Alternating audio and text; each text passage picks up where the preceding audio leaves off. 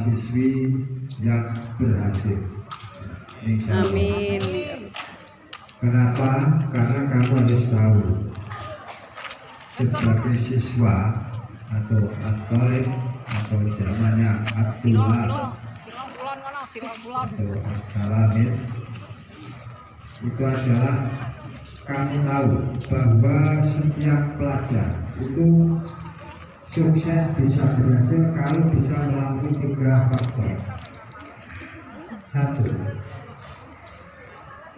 kamu saya lihat sampai saat ini meskipun yang lain tidak berangkat, tapi kamu bisa bertahan. Ini ibarat orang melaksanakan perjalanan dari titik A ke B, itu kamu tanpa pantang mundur. Nah ini gambaran secara zahir, secara kasar mata yang menunjukkan suatu keberhasilan dan yang sering disebut-sebut dan menjadi menjadi sebuah tulisan manjada wajada. Jadi kamu insya Allah yang termasuk bisa melaksanakan mengaplikasikan kata tersebut manjada wajada, terbukti. Ya mudah-mudahan saja. Jadi bahwa keberhasilan seorang siswa bisa dilalui kalau bisa melewati 3 faktor ini insya Allah berhasil. 1, yang pertama adalah sifat seorang pelajar diuji oleh Allah pertama kali adalah malas belajar.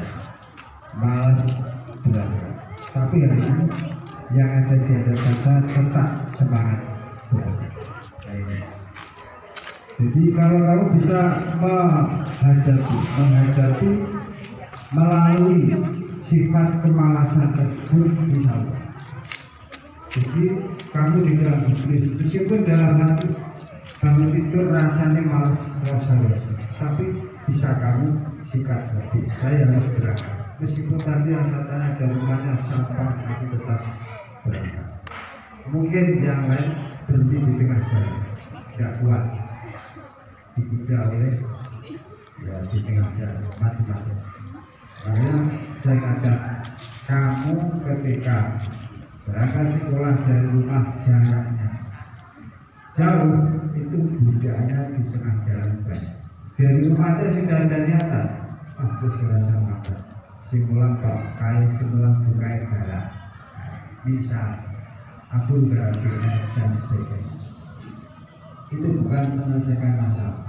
Kalau kamu ingin menyelesaikan masalah, iso makan on PR salah benar dikerjakan, itu adalah solusinya. Dulu tahu kalau kamu sedang mengerjakan berarti ada usaha, ada upaya, sedang bekerja keras, meskipun salah dimaklumi. Tidak usah takut salah. Kamu ingin bisa melakukan sesuatu yang benar harus salah dulu. Kamu ingin naik sepeda dulu harus jatuh bangun dulu. Nah ini semangat harus ada. Jangan pantang menyerah. Jangan mudah putus asa. Nah inilah yang pertama. Yang kedua, kalau kamu bisa melalui faktor yang kedua, cobaan. Biasanya orang mencari itu cobaannya setelah malas. Itu malas pasti. Dulu tulisannya soalnya enggak macam. Kemudian macamnya apa? Tapi saya masih melihat anak-anak yang mungkin mau dibandingkan dengan taraf yang meskipun kurang secara lahir, secara kasat mata tidak begitu pandai, tapi aktif rajin. Bahkan ada yang hanya pupuk bawang tetap berangkat. Saya salut. Terus pokoknya wae duduk, wae istirahat, pulang. Meskipun kalau disuruh tidak bisa, tapi berangkat. Inilah siswa juga yang perlu kamu ambil pelajaran sifat kegigihan. Yang kedua adalah untuk faktor yang harus kamu lalui dan insya Allah kalau kamu lalui nanti tidak bisa berhasil adalah disiplin. Nah, ini. yang sulit. Disiplin, baik waktu, disiplin aktivitas semua yang harus kamu, terutama itu belajar harus tahu waktunya. Belajar jelas dijadwal. Kalau pagi sampai mulai bangun tidur sampai menjelang tidur dijadwal, itu ada jadwal.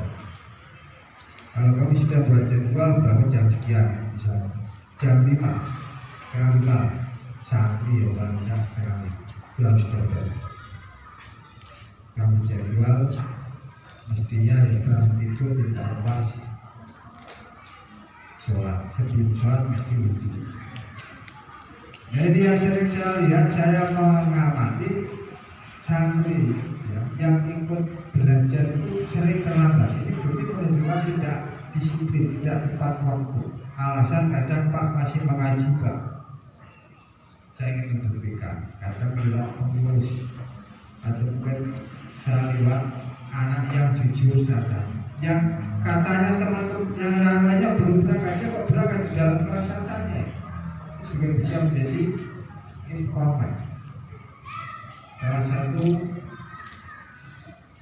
berita yang bisa kita ambil di televisi pondok, satu aja cukup bagi informan saya. Dan saya betul-betul ada katanya masih ngaji, tapi saya lihat sudah ada anak pondok, saya tanya ada apa? Kamu tidak berangkat, tidak terlambat. Ternyata yang lain malah nggak tahu. Kamu tadi ngaji tidak? Ya ngaji Pak. Selesai jam berapa? Jam 9. Berarti tidak ada kesinkronan yang kemarin saya laporan ada katanya dibuatkan. Jadi kedisiplinan yang perlu kamu terapkan, yang perlu kamu laksanakan. Kalau kamu bisa disiplin, insya Allah. Makanya kamu disuruh baca sebelum pulang itu wal asri siapa tapi mulai sebagai sampai dua. Tapi aplikasinya ya tadi wal asri lalunya wal kosa. Sumpah demi waktu, demi masa. Nah ini yang tidak bisa melaksanakan itu malah orang Islam sendiri. Tapi kalau justru yang non Islam, saking disiplinnya sampai berangkat dari Islam, waktu adalah uang, bahkan dari Islam waktu adalah emas, karena lebih berharga. Jadi yang mungkin saat ini kamu harus belajar dari situ, belajar dari orang-orang Barat itu ambil hikmahnya. Kita ambil yang positifnya. Misalnya orang Barat memang jelek di segi apa, kita ambil kedisiplinannya. Itu yang perlu kamu tahu. Jadi kalau kamu sebagai siswa, sebagai pelajar, itu kamu bisa melewati yang pertama, sifat malas hilangkan. Jadi kalau bangun tidur terutama ya, kamu tidak tahu. Kalau mau tidur, ya itu diusahakan baca ayat Al-Quran. Jangan sampai sama sekali tidak. Tapi itu kamu sebetulnya sebelum tidur, itu waktu tidur itu setan sebelum dibondol kok. Ini kurang kuasa. Kalau ini kuasanya begini, nak ngelirik mesti, nak ngelirik apa mana ngelirik dulu, mesti rasanya berat.